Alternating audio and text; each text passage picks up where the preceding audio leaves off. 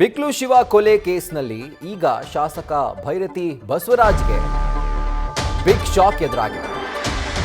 ಅದರ ಜೊತೆಗೆ ಢವ ಕೂಡ ಹೆಚ್ಚಾಗಿದೆ.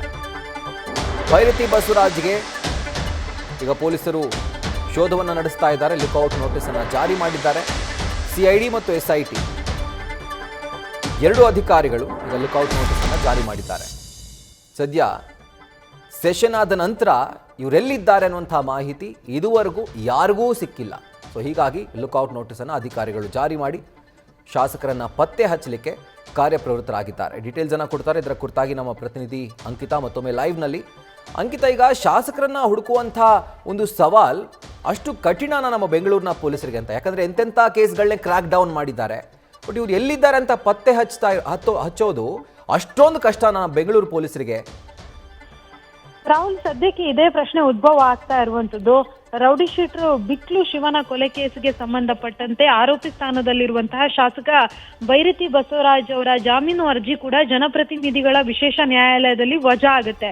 ಅದಾದ್ಮೇಲೆ ಅವರನ್ನ ಹುಡುಕಾಟ ನಡೆಸ್ತಾ ಇದ್ರು, ಆದ್ರೆ ಅವರು ಎಲ್ಲೂ ಕೂಡ ಪತ್ತೆಯಾಗಿಲ್ಲ.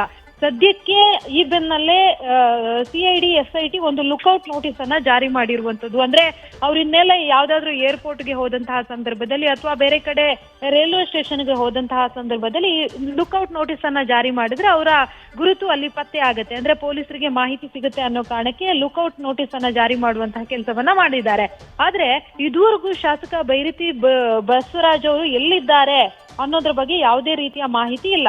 ಪೊಲೀಸರು ಕೂಡ ಅವರಿಗಾಗಿ ಬೆಂಗಳೂರು ಸೇರಿದಂತೆ ಹಲವು ಕಡೆ ಹುಡುಕಾಟವನ್ನ ನಡೆಸ್ತಾ ಇದ್ದಾರೆ. ಜೊತೆಗೆ ಅವರ ಅತ್ಯಾಪ್ತರು ಅಂತ ಹೇಳಿ ಯಾರು ಗುರುತಿಸಿಕೊಂಡಿದ್ರು ಅವರ ಬಳಿಯೂ ಕೂಡ ಮಾಹಿತಿಯನ್ನ ಪಡ್ಕೊಳ್ಳುವಂತಹ ಕೆಲಸವನ್ನ ಮಾಡ್ತಾ ಇದ್ದಾರೆ. ಇನ್ ಕೇಸ್ ಅವ್ರೇನಾದ್ರೂ ದುಬೈಗೆ ಅಥವಾ ಬೇರೆ ಕಡೆ ವಿದೇಶಕ್ಕೆ ಏನಾದ್ರೂ ಪ್ರಯಾಣ ಬಳಸಿದ್ರೆ ಸದ್ಯಕ್ಕೆ ಪೊಲೀಸರ ಕೈಗೆ ಲಾಕ್ ಆಗುವಂತಹ ಸಾಧ್ಯತೆ ಇದೆ. ಅದ್ರ ಬೆನ್ನಲ್ಲೇ ಪೊಲೀಸರು ಬೇರೆ ಬೇರೆ ಕಡೆಗಳಲ್ಲಿ ಭೈರತಿ ಬಸವರಾಜ್ಗಾಗಿ ಹುಡುಕಾಟವನ್ನ ನಡೆಸ್ತಾ ಇರುವಂತದ್ದು. ರಾಹುಲ್, ನ್ಯೂಸ್ ಫಸ್ಟ್ ನಿರ್ಭೀತಿಯಿಂದ ನಿಮ್ಮ ಪರವಾಗಿ.